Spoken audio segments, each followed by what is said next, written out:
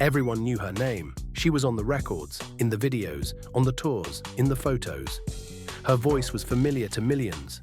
And yet, when hip-hop history is told, her story is rarely told on its own, not erased, not forgotten, just never separated from the men around her. This is a story about visibility without control, presence without authorship, and how someone can be everywhere and still disappear. By the time Gangsta Boo entered the picture, Memphis rap was changing. The underground years had done their work. The sound was established. The aesthetic was recognizable. What began as local survival music was now being packaged for a wider audience. The darkness stayed, the aggression stayed, but now there was structure, labels, distribution, money, and structure changes who gets remembered. Gangsta Boo entered the scene young, too young to be framed as an equal, too talented to be ignored. Tell me, what do you think that I should do since you respect her against the boo? Her voice was sharp, confident, playful when needed, vicious when required. She didn't sound like a guest. She sounded like a member, not a feature, a presence. And that distinction matters. Because in hip-hop, belonging determines who gets ownership. 3-6 Mafia was not just a group, it was a machine, a brand, a sound, a myth-making engine. Within that structure, individual identity becomes secondary. For men, this can still lead to legacy. For women, it often leads to absorption. Gangsta Boo was visible everywhere, but rarely positioned as central. She became part of the atmosphere rather than the narrative. Being the only woman in a male collective is not neutral. It creates tension, expectation, control. You are watched differently, evaluated differently. Your mistakes are amplified, your successes are absorbed. Gangsta Boo was allowed aggression because it served the group's image. But independence threatened the balance.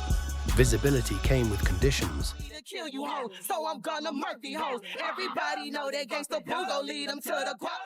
Gangsta Boo contributed to the sound, to the image, to the success. But ownership remained elsewhere. She was present on records, but rarely positioned as an author of the movement. This is a familiar pattern. Women help define eras. Men are remembered as architects. The work is shared, the credit is not. Every collective has a breaking point. Not always dramatic, not always public. Sometimes it's creative tension, sometimes control, sometimes economics. For women, friction is rarely framed as disagreement. It is framed as disloyalty, as attitude, as instability. Once that framing takes hold, the narrative begins to shift. When Gangsta Boo stepped outside the collective, the story changed. Her name was still known, but the infrastructure was gone. No machine to reinforce her presence, no myth engine to protect her narrative. This is where many women in hip-hop vanish. Not because they stop working, but because the system stops amplifying them. History prefers simplicity. One group, one sound, one story. Complex narratives are inconvenient. Gangsta Boo's independence complicated the 3-6 Mafia myth.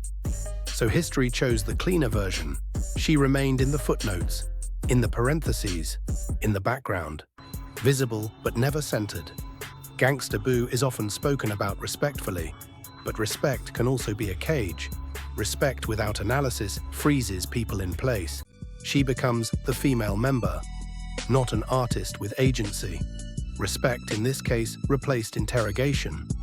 And interrogation is where legacy is built.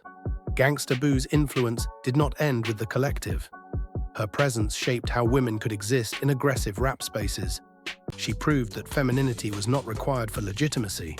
That toughness did not need permission. Her legacy exists, but it exists fragmented. This episode exists to reconnect those fragments. Gangsta Boo's story reveals a larger truth. Visibility is not power, proximity is not ownership, and being everywhere does not guarantee being remembered correctly. The female rap vault exists to separate names from machines, to restore authorship where it was diluted.